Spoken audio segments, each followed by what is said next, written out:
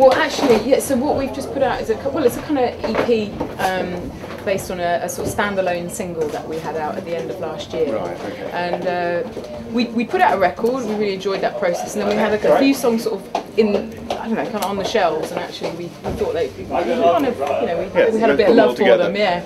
So we just put them out digitally at the time, and. Because there's not enough time to get things pressed up anymore with the sort of vinyl revolution. So we just put it up and kind of thought perhaps this is a bit of an afterthought and no one will really care. But actually, I think people sort of responded to it a bit. So when this was coming round, I thought it would be worth pressing it up in a very sensual colour. So we've got a good hot pink vinyl which you've kindly stocked for us. I should have brought them down to show everybody. Just so everyone knows, I'm here with it's Liela. It's Liela, actually. Liela, yeah, but it's all right. Liela, apologies. There's a lot of variations on the pronunciation. I'm here with Liela from Duke Spirit, who have just played a storming set down here at FLASHBACK on Record Store Day. And they're here to promote their Record Store Day release, which we were just talking about. Yeah, Serenade. Serenade. Yep. And so tell us a bit about the long journey it's been. Oh, really? Well, I don't know. I mean, you've a winding road of. Been around for about 15 years. Well, yeah. There's been a lot of touring, and then some. I think perhaps the first sort of 8 or 9 years, we were still perhaps part of that. What now seems really anachronistic, old-fashioned kind of record industry where you wait for a budget and people to decide what to do about your record. Right, because you're in the hands of somebody else, a record company who makes the decisions for you. And things were still expensive, in a quite obscene way to get studios and producers and everything. Not that I've ever worked with anyone I didn't mind paying obscene amounts for, because they've all been really interesting and brilliant people that I've been very glad to work with. But that old school way of kind of bands sitting around wondering if you're going to get budget to do something. Yeah, or you record something and then it sits in the can for 2 years until someone gets around to actually approving the budget. A little bit of waiting, yeah. And then lots of touring and feeling like people are telling you to stay on the road because actually, you're building up a fan base and you're sort of growing the size of the venue and things. And especially when that happens in America, I guess it's quite alluring to sort of stay out there. And I don't regret that at all. But I mean, we were back and forwards there on one record for like 2 years. Wow. So it's very strange when you come back because people think you're not doing anything anymore or what's going on. Haven't heard of you for a little while. Where have you been, sort of thing? So I think that's happened a couple of times, and sort of when you add it up, it's quite a long time. But more recently, So you've been working with Simon Raymond, I guess? Yeah. So in 2 years ago, we made a record with Simon. Then we had to wait a little while to get our own kind of plan together and put it out, and then we put it out, and actually now sort of pressed the. Sort of accelerator pedal because we've then quickly recorded another album, which is our 5th album, but it's not out yet, but it will be. When's that going to come out?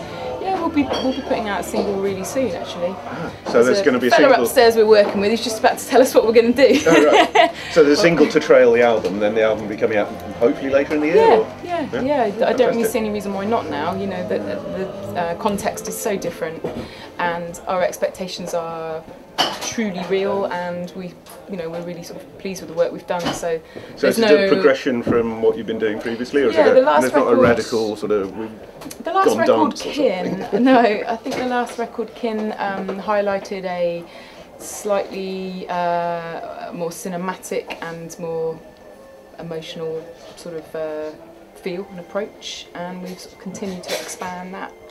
And one thing that we decided a few years ago was just to work quickly and to ignore hesitations, and because otherwise you get into that perfectionist thing where you just go on and on and on. Oh, this isn't quite right. That's not quite right. And suddenly a year or two. Some of those perfectionists are geniuses, but I think when you've come to the conclusion, okay, I'm not a genius. I'm just someone who's going to make sort of work that feels good. Then instead of us perhaps procrastinating like one can, because you're a group sort of trying to chew over decisions, we've all just kind of said.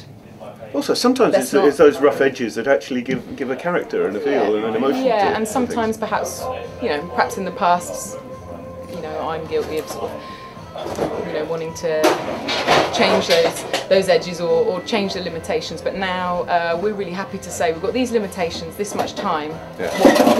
What can you construct in this much time that just feels beautiful and doesn't entail loads of, you know, ridiculous editing and analysing. Let's just make things that feel sort of kind of loose and feel good. I mean, you rehearse them a lot in the studio, in the rehearsal rooms beforehand. Then, so when you go in, you know exactly what you're doing. And then it's just that. Yeah. In fact, we've kind of scrapped rehearsal rooms and moved into just sort of spaces and hired houses, or you know, our own spaces, and sort of spread out and make a much more lounge around effect.